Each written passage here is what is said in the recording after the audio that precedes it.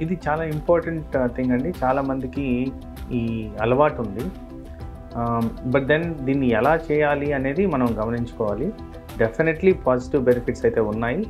చేయాల్సిన పద్ధతులు ఏంటంటే, ఉదయం లేయడం అనేది ఇంపార్టెంట్. చాలామంది లేట్గా లేయడం అలవాటు చేసుకుంటున్నారు. లేట్గా బ్రేక్ఫాస్ట్ అనేది స్టార్ట్ అవుతుంది. సో ఇక్కడ కాన్సెప్ట్ ఏంటంటే, వాటర్ తాగినందువల్ల బాడీలో జరిగే జీర్ణాశయానికి సంబంధించిన ప్రక్రియలన్నీ స్టార్ట్ అవుతాయి. అంటే దీన్ని ఇంగ్లీష్లో చెప్పాలంటే మెటబాలిజం అంటాం. మెటబాలిజం అనేది ఇంప్రూవ్ అవుతుంది, డైజెషన్ ఇంప్రూవ్ అవుతుంది, టాక్సిన్స్ అనేవి బాడీలోంచి ఈజీగా వెళ్ళిపోతాయి, మలబద్ధకం అనేది క్లియర్ అవుతుంది. సో ఇలా చెప్పుకుంటూ పోతే అదర్ బెనిఫిట్స్ లాగా చూస్తే skin condition, skin toning better అవుతుంది, హైడ్రేషన్ స్టేటస్ ఇంప్రూవ్ అవుతుంది, అవయవాల ఫంక్షన్ ఇంప్రూవ్ అవుతుంది.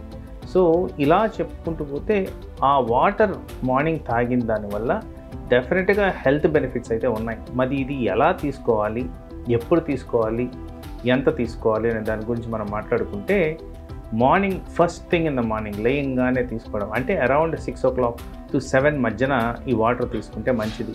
ఎంత క్వాంటిటీ తీసుకోవాలి అనుకుంటే అరౌండ్ ఒక 600 ml ఈజ్ ఐడియల్.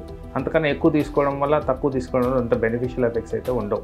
ఒకవేళ ఏదైనా హెల్త్ రిలేటెడ్ కండిషన్స్ ఉంటే మీ డాక్టర్ని సంప్రదించి తీసుకోవడం అనేది ఇంపార్టెంట్. అలాగే ఇన్ఫ్యూజ్డ్ వాటర్ చాలా బెటర్గా హెల్త్ బెనిఫిట్స్ ఉంటాయని గమనించారు. వాటిలో ముఖ్యంగా ఈ ఇన్ఫ్యూజ్డ్ వాటర్లో ఎక్కువ శాతం cucumber waste, ginger, honey, lemon, పసుపు ఇలాంటివి యాడ్ చేసుకొని ఇన్ఫ్యూజ్డ్ వాటర్ని తయారు చేసుకుంటే మంచిది. అలాగే ఎవరికైనా నచ్చని పక్షంలో కొంత ఫ్రూట్స్ కూడా యాడ్ చేసుకొని ఇన్ఫ్యూజ్డ్ వాటర్ తాగడం వల్ల బెటర్ బెనిఫిట్స్ ఉన్నాయని కూడా గమనించారు.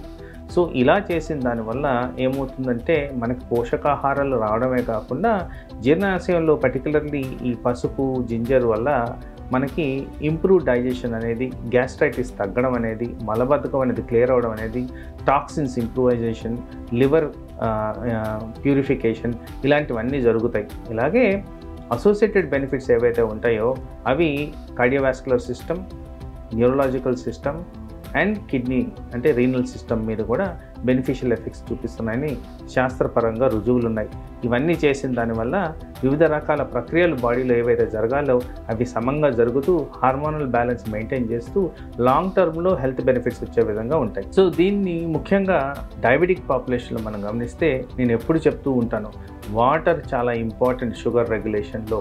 ఎప్పుడైతే మనం జీర్ణాశయానికి స్టిమ్యులేషన్ ఇస్తామో అప్పుడు proper circulation of insulin, proper circulation of ఈ ఇన్సులిన్కి సంబంధించిన medicines, sugar level control, plus దీని కారణంగా లివర్ టాక్సిన్స్ క్లియర్ అవుతాయి కాబట్టి liver is the storage for sugar కాబట్టి డయాబెటిక్ కంట్రోల్ బెటర్గా ఉంటుంది.